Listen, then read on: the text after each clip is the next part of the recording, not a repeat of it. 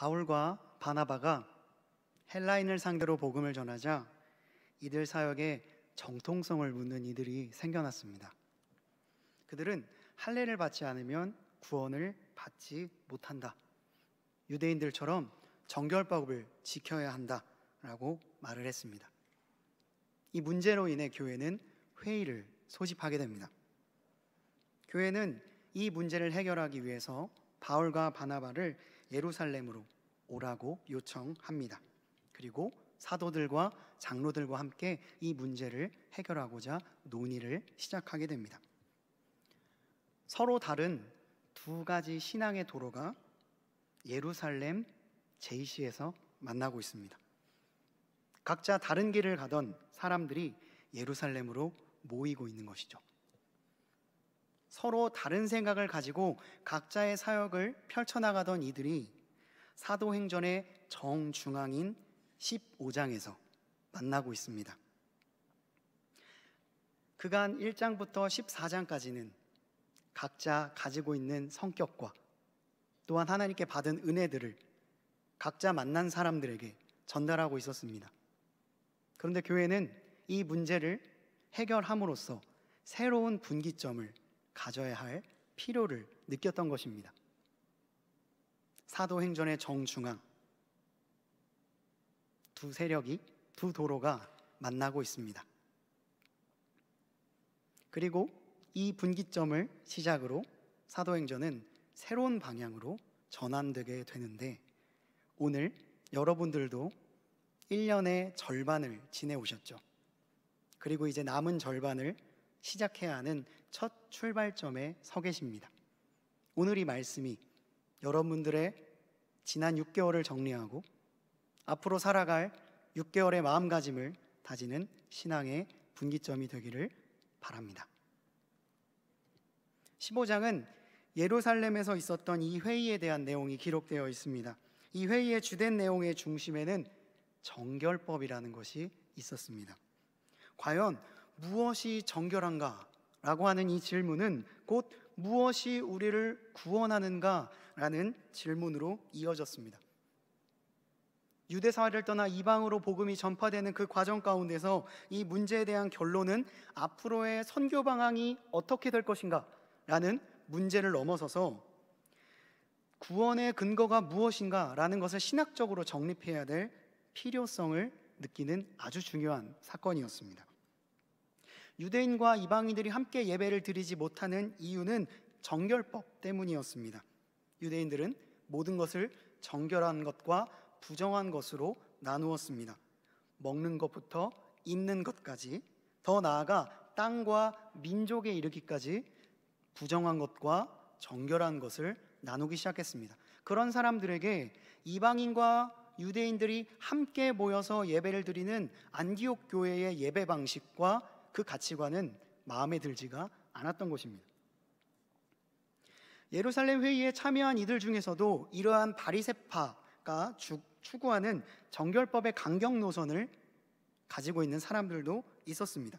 이들은 이방인들도 유대인들처럼 할례를 받아야 구원을 받을 수 있고 그래야만이 예배에 참여할 수 있다고 생각을 했습니다. 단순히 예배에 올 수 있다, 없다를 구분하는 것이 아니라 구원을 받았느냐, 받지 못했느냐로 이어지는 질문이었던 거죠. 회의 가운데에서도 여러 주장들이 서로 번갈아 가면서 나오면서 열띤 논쟁이 벌어졌습니다. 유대파 그리스도인들은 정결이 구원의 근거가 된다고 생각했고, 이방인 그리스도, 헬라파 그리스도인들은 믿음이 근거가 된다고 생각을 했습니다. 열띤 토론을 벌이기 시작합니다. 의견차가 좀처럼 좁혀지지가 않고 있었습니다. 그때에 베드로가 자리에서 일어나 이렇게 말합니다. 하나님께서는 이방인들도 복음을 듣고 받아들여야 한다는 것을 일찍이부터 우리에게 분명히 말씀해 주셨습니다. 우리의 생각을 아시는 하나님께서 우리에게 주신 것과 똑같은 성령을 그들에게도 주신 거 아닙니까? 10절에 이렇게 고백하고 있습니다. 함께 봉독해 보겠습니다. 시작. 그런데 지금 너희가 어찌하여 하나님을 시험하여 우리 조상과 우리도 능히 매지 못하는 멍에를 제자들의 목에 두려느냐.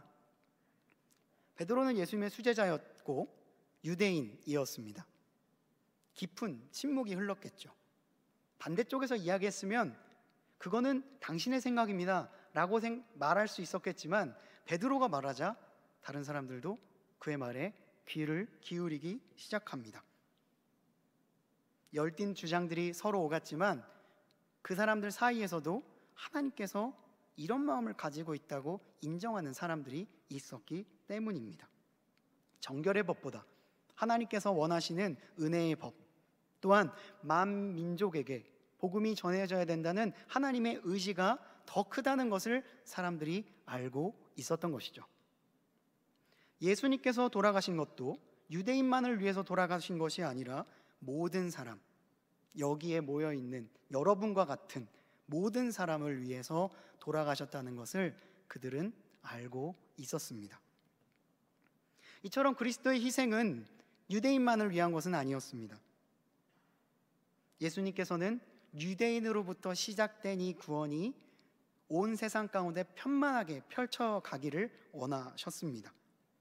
예수님의 말씀이 지금 이 대한민국 땅에 올 수 있었던 이유도 정결이라는 법으로 막혀진 복음 때문이 아니라 은혜라는 이름으로 확장되어 펼쳐진 복음 때문에 우리가 복음을 받아들일 수 있었던 것이죠.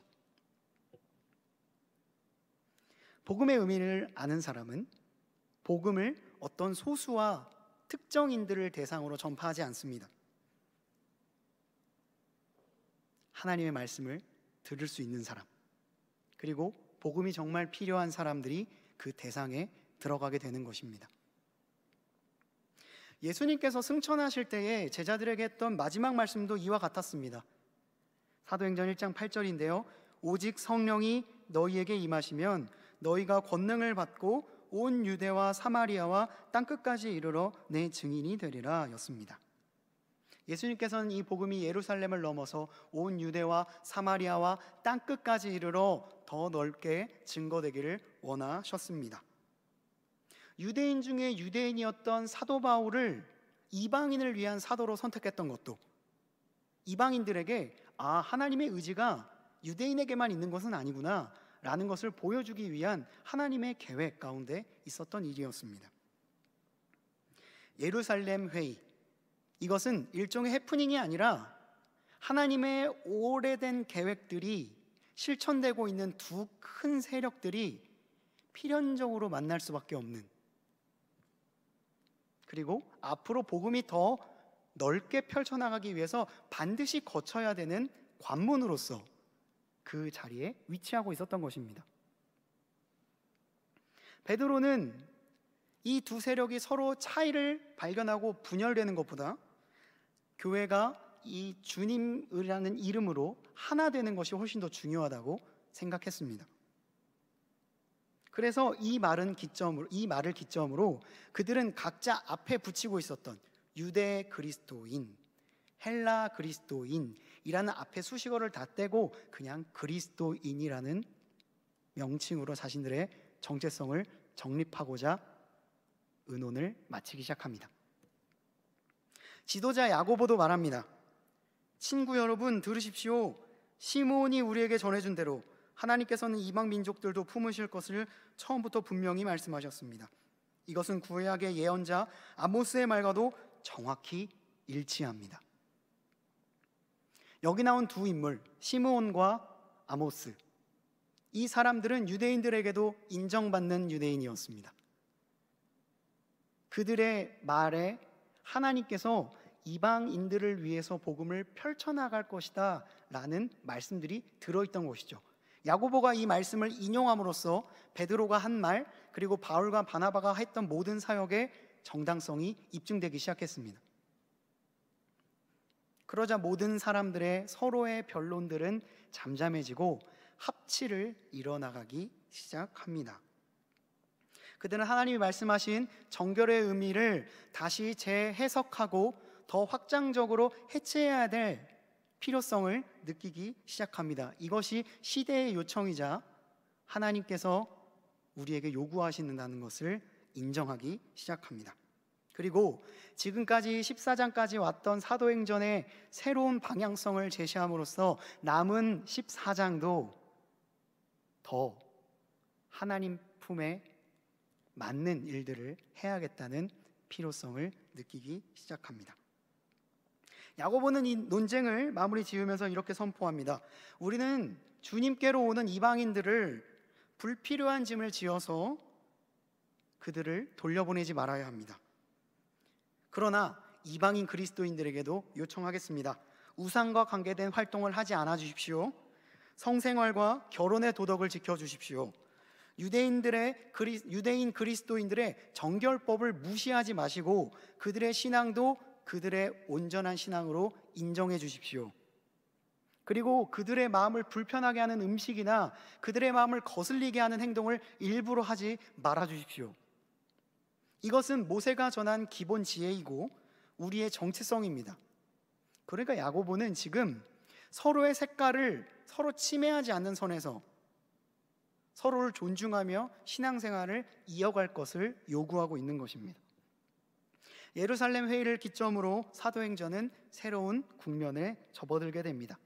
전에는 이방인들을 향해 비추었던 하나님의 구원의 빛을 다루었다면 이제는 정식적으로 공인된 이방인 선교의 문이 열리게 되는 후반부의 이야기가 다루어지게 됩니다. 서로 다른 두 도로가 만났던 예루살렘 제시, 그 분기점을 시점으로 사도행전은 새로운 전환기를 맞이하고 있는 것입니다. 그리고 이 만남을 통해 복음은 더욱더 그 지경을 넓혀가기 시작합니다. 구약의 이야기를 하나 들려드릴게요. 두 사람이 있습니다. 이 두 사람이 서로를 증오하며 쉼없이 싸웁니다. 평행선 사이를 조금도 좁히지 못한 채 인생을 살고 단 한 번의 평화도 누리지 못한 채 죽음을 맞이합니다. 성경은 이렇게 말합니다. 르호보암과 여로보암 사이에 항상 전쟁이 있었다. 두 사람은 각 나라를 대표하는 왕이었습니다. 더욱이 그들은 함께 해야 될 민족이자 동역자들이었지만 그들은 아주 소량의 우월감을 가지기 위해서 인생의 대부분의 시간을 분노와 열등감으로 덧칠하면서 살아갑니다. 그들의 인생의 끝에 남은 것은 평생 했던 질투, 그리고 그걸로 인해 받았던 상처뿐이었습니다. 이 인생, 너무나도 가련한 인생입니다. 그렇지만 그들은 깨닫지를 못하는 거예요. 서로에게 시선이 꽂혀서 어떻게 하면 내가 저 사람을 이길까 전전긍긍하며 평생을 보냅니다. 기회가 날 때마다 침략하고 승리를 쟁취하기 위해 각자 경연을 벌이듯이 산당을 세워갑니다. 근데 문제는 개인의 그런 문제가 백성들에게 전파되었다는 데 있습니다. 성경은 국민이 모든 가증한 일들을 본받아 행동하기 시작했다라고 이야기합니다. 지도자가 가지고 있는 기이한 불안이 백성들로 하여금 그들도 똑같은 불안을 느끼게 했던 거죠. 이것은 지도자들의 악함이 서로 용납하지 못하고 각자 평행선을 걷는 그 두 지도자가 만들어내는 슬픔의 연대기입니다. 그리고 또한 하나님이 아닌 서로에게 시선이 빼앗겨서 계속해서 서로를 미워하고 서로를 증오하는 성경의 비극의 이야기입니다.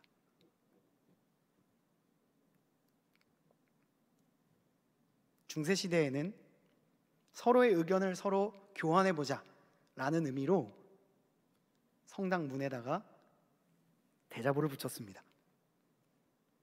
루터가 반박문을 붙였던 것은 아주 파격적인 행동은 아니었습니다. 왜냐하면 그 당시에 이거에 대해서 한번 우리 토론해 봅시다 라고 할 때 그런 행동을 하는 관행이 있었기 때문입니다. 그 외에도 역사적으로 사람들이 서로 토론하고자 모이는 장들은 많이 있었습니다. 고대 그리스의 아고라나 성경시대의 성전의 뜰이나 프랑스의 살롱 같은 것들이 다 그런 토론의 장으로서 만들어진 곳이었는데 지금은 그 역할을 어디가 하고 있죠? 유튜브가 하고 있고 수많은 학교의 세미나실이 비록 만나서 하진 못하지만 또 비대면으로 하는 수많은 토론회 장들이 우리 주변에 너무나도 많이 있습니다. 그때보다 셀 수 없이 많은 토론회 장들이 우리 가운데 있는 거예요. 그런데 거기서 나누어지는 토론의 질이 높아졌을까요? 양은 많아졌지만 그 질이 때로는 높아지지 않은 것처럼 보입니다. 서로의 의견을 조율해가며 의견을 수렴해가는 토론이 있는 반면 서로를 향해 일방적으로 비난을 하며 평행선을 더 분명하게 긋는 모임들도 있기 때문입니다. 한 예능 프로그램에 본 적이 있습니다. 나온 장면을 본 적이 있는데 헤드셋을 끼고 서로가 하는 말을 맞추는 거예요. 헤드셋을 끼고 꼬레꼬레 소리를 지르면서 단어를 말합니다. 그러나 영락없이 그 사람이 그 단어를 다르게 말하죠. 그러면 그걸 보는 옆에서 있는 사람들은 막 깔깔깔깔 대리면서 웃습니다. 정말 말도 안 되는 말을 하고 말도 안 되는 대답을 하기 때문입니다. 그 모습을 지켜보면서 마냥 웃고만 있을 수 없는 것은 그 모습이 마치 우리 시대의 모습과 같아 보이기 때문이죠. 서로 귀를 막고 절대로 다른 사람의 의견을 듣지 않습니다. 한 발짝 물러서지도 않을 뿐더러 더 강하게 한 발짝 나아갑니다. 이런 토론의 장이나 대화들을 만날 때마다 그것을 지켜보는 패널들은 고통스럽습니다. 그리고 또한 정말로 우리 사회에 미래가 있는가, 희망이 있는가 이런 생각들을 하곤 합니다.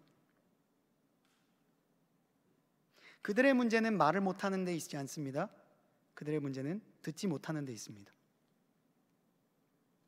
헤드폰을 쓴 것처럼 서로의 의견을 막 얘기는 하지만 서로의 의견을 절대 듣지 않는 그 무리들의 모습이 아까 르호보암과 여로보암이 했던 그 행동과 아주 흡사합니다. 그럼에도 불구하고 그 안에서 서로 의견을 조율해가고 서로 합의를 이루어가는 사람들이 있습니다. 단순히 자신의 소신만 이야기하는 것이 아니라 다른 사람의 이야기도 들을 수 있는 예의를 갖춘 사람들이 있습니다. 아주 많습니다. 그 중에는 기독교인들도 있고 아닌 사람들도 있습니다. 공통적인 것은 그들은 자신의 의견을 조리 있게 이야기하는 것을 넘어서서 과감히 제시할 줄도 아는데 타인의 의견을 귀 기울여 들을 수 있는 넓은 마음도 가지고 있다는 데 있습니다. 이런 마음으로 대화가 진행되면요, 서로 반대 의견도 각자를 위한 밑거름이 됩니다. 강요보다는 설득이 무조건적인 수용이 아니라 비판적인 조정이 이루어지는 것이죠. 서로의 신념을 굽히지는 않습니다. 하지만 서로 대화하며 나아갈 수 있는 여러 가지 환경들은 점점 더 많아지게 되는 것입니다.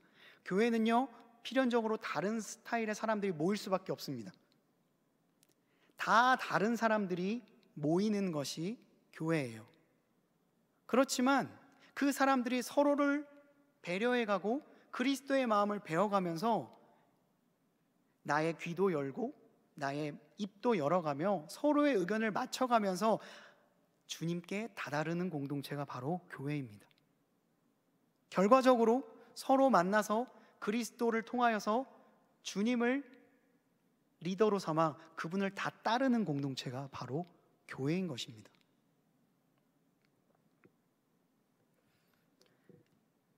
잘잘법이라는 유튜브 채널이 있는데요, 거기서 이런 질문이 등장했습니다. 용납하기 어려운 사람을 어떻게 용납할 수 있을까요? 이 질문에 연세대에서 신학을 가르치는 교수님이 이렇게 답변을 했습니다. 그 사람이 다른 삶을 살 가능성에 대한 희망을 놓치지 않아 주는 것. 그러니까 이 사람이 당장 내가 좀 선하게 대한다고 해서 그 태도를 전혀 바꾸지 않는 사람일지라도 그 사람이 앞으로 변화될 수 있다는 그 믿음을 가지고 그 변화될 가능성을 바라봐 주는 것이 바로 서로가 서로에게 가져야 될 태도라고 이야기했다는 것이죠. 결혼도 마찬가지인 것 같습니다. 정말 다른 두 사람이 만나서 평생 서로의 의견을 조율해 가는 거죠. 서로 다르다고 그냥 등 돌리고 있는 것이 아니라 어떻게든 그 의견을 아주 조금씩 그 평행선을 조금씩 좁혀가는 것이 평생의 결혼 생활이라고 생각합니다. 서로에게 있는 그 평행선에 가지고 있는 긴장을 이해하고 그것을 조금이라도 좁혀가면서 노력할 때 서로 사이에 혐오가 들어갈 자리가 없어지는 것입니다. 마찬가지입니다. 지금 예루살렘에서 벌어지고 있는 일들은 이런 협치의 과정에 있습니다. 서로 혈통을 따지고 정결을 따지면 서로가 서로의 차이점만 발견하고 너는 너의 길, 나는 나의 길 그냥 갈 뿐입니다. 하지만 이곳에서 지금 이루어지고 있는 일은 서로에게 한 발짝 다가서는 일입니다. 그 평행선을 조금씩 좁혀가는 과정을 예루살렘에서 하고 있는 것입니다.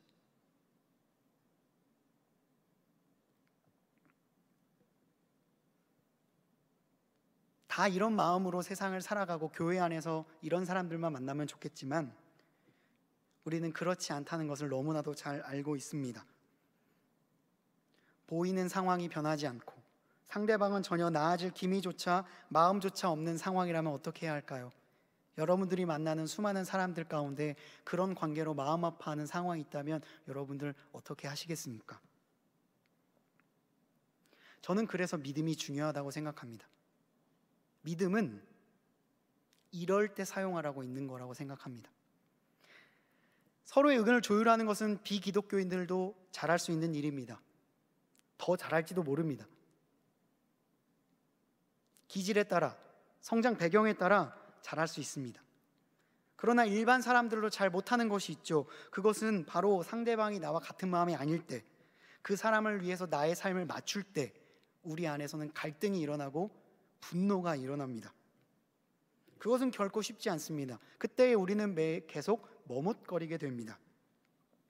더 이상의 관계를 진행하고 싶은 마음도 생기지 않죠. 그렇다면 이 상황을 그냥 받아들이고 깔끔하게 손절을 해야 하는가? 저 사람은 나아질 기미가 안 보이니 다른 파트너를 찾아야 되지 않을까? 교회에서도 저 사람하고 나랑 안 맞아.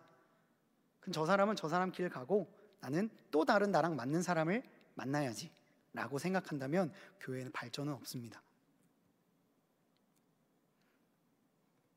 저는 기독교인의 차이가 여기서 나타날 수 있다고 생각합니다.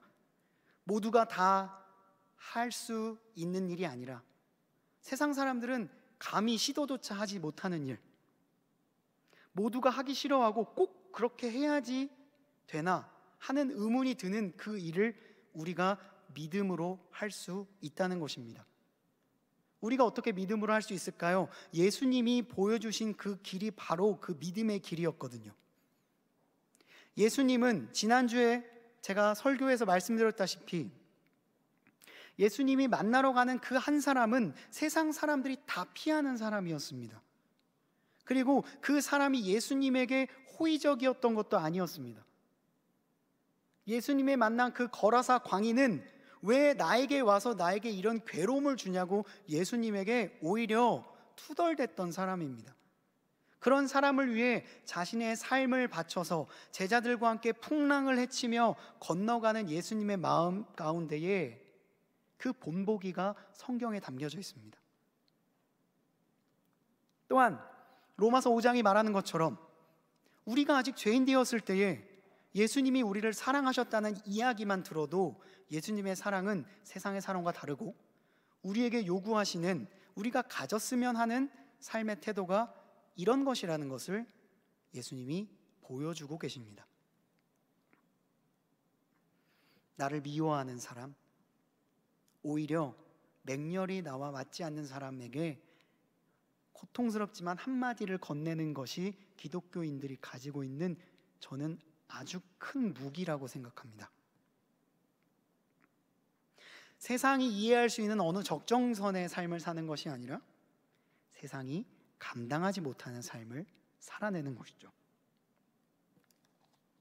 세상 사람들이 결코 하지 않는 그 선택을 하는 사람들이 바로 그리스도인입니다. 그 믿음의 근거가 예수 그리스도의 행동 안에 있습니다. 그 예수 그리스도의 행동이 예루살렘에 모인 유대 그리스도인들과 헬라 그리스도인들의 마음을 사르륵 녹이고 그들이 각자 가지고 있는 수식어를 떼고 그리스도인으로서 만나게 되었던 결정적인 근거였습니다. 그렇다면 우리는 어떤 삶을 선택해야 하겠습니까? 지금까지의 6개월 어떻게 보내셨나요? 혹시 르호보암과 여로보암과 같은 삶을 살진 않았나요? 예루살렘 제시에서 만난 신앙의 두 도로가 만나는 것처럼 내가 조금이라도 그 사람들을 이해하려고 노력하는 삶을 혹시 살아오셨습니까? 그렇지 않았다면 이제 여러분들도 그 정중앙에 서서 자신의 길을 돌아볼 필요가 있습니다. 지난 6개월간의 삶은 지나갔습니다. 하지만 우리에게는 아직 절반의 시간이 남아 있습니다. 예루살렘에서 서로 만난 두 그룹은 회의를 거쳐 주 안에서 서로 형제임을 확인하는 하나의 결론을 내렸습니다. 어떤 부분에서는 공통적으로 지켜가자는 합의를 이루었고 또 어떤 부분에서는 각자의 생각을 존중하며 그 차이를 인정하기로 결의했습니다. 충돌한 게 아니라 서로 두 거리가 충돌한 것이 아니라 그 흐름을 서로 전환시키고 에너지를 서로 인정하고 분배하는 나들목이 생겨나게 되었던 것입니다. 이로써 그들은 서로의 정체성을 유지한 채 새로운 여정을 떠나게 되었습니다. 이는 아주 오래전 선지자들이 했던 예언이었어요. 시몬과 아모스가 했던 예언이 바로 이 예언이었습니다. 또한 예수님께서는 승천하시면서 제자들에게 이런 삶을 살아라 라고 권면하시던 바로 그 말씀이었습니다. 이 사건으로 인해 신앙의 길이 확장됩니다. 복음은 그 길을 따라 이곳저곳으로 전파하게 됩니다. 기독교는 지금처럼 이 예루살렘 제시처럼 수많은 나들목들을 통해서 전파되었습니다. 그 나들목들이 통과해서 대한민국에도 이 이문동에도 오게 된 것입니다. 초록이 물드는 7월입니다. 지난 6개월간의 삶 모두가 다 고통스러운 삶이었을 것입니다. 유례없는 전염병으로 인하여 우리가 서로가 서로의 만남을 이어가지 못하고 사람과 사람 사이의 거리가 소원해지는 많은 고통의 시간을 우리가 겪어왔습니다. 사도행전 15장에 모였던 그 두 그룹들처럼 그 사도행전의 정중앙에 있는 그들처럼 우리도 지금 1년의 정중앙에 서 있습니다. 그렇다면 이제부터 여러분들이 선 그곳이 나들목이 될까요? 아니면 일방통행로가 될까요? 우리 남은 절반의 시간은 오늘 이 선택에서 결정될 것입니다. 사도행전은 예루살렘, 그 나들목을 기점으로 남은 사도행전을 다채로운 복음의 여정으로 그려내는 새로운 분기점을 맞이했습니다. 오늘 여러분들은 어떤 분기점을 만들어내실 예정이십니까? 이들이 이루었던 그 복음의 여정들을 여러분들도 똑같이 걷고 싶지 않으십니까? 그때에 우리는 닫힌 마음을 열고 주님께서 나를 이끄시는 더 넓은 길, 더 다른 사람들을 포용하고 이해하는 길, 남은 6개월을 정말로 뜻깊게 보낼 수 있는 그 선택을 오늘 여러분들이 하시게 되었으면 좋겠습니다. 여러분들의 삶 가운데에 하나의 분기점을 만들어내는 귀한 한 주가 되기를 주님의 이름으로 간절히 축원합니다. 기도하겠습니다. 아버지 하나님, 감사합니다. 우리가 할 수 없는 일을 성령께서는 하셔서 예루살렘에 모인 두 그룹을 하나로 만드셨습니다. 이들이 각자를 이해하고 그들이 공유하는 예수 그리스도를 세상 가운데 널리 전파하기로 합의하고 각자의 길을 떠났습니다. 서로가 떨어져 있지만 한 마음으로 그리스도 안에서 연결되어 세상의 빛과 소금의 역할을 감당했습니다. 그들의 삶을 기억합니다. 내 삶 가운데에 새롭게 세워질 그 분기점, 그 나들목을 우리의 삶 가운데에 새기고 나아가는 오늘 이 시간 되게 하여 주시옵소서. 우리 안을 함께 하시고 우리와 동행하시는 예수 그리스도의 이름으로 간절히 기도드리옵나이다. 아멘.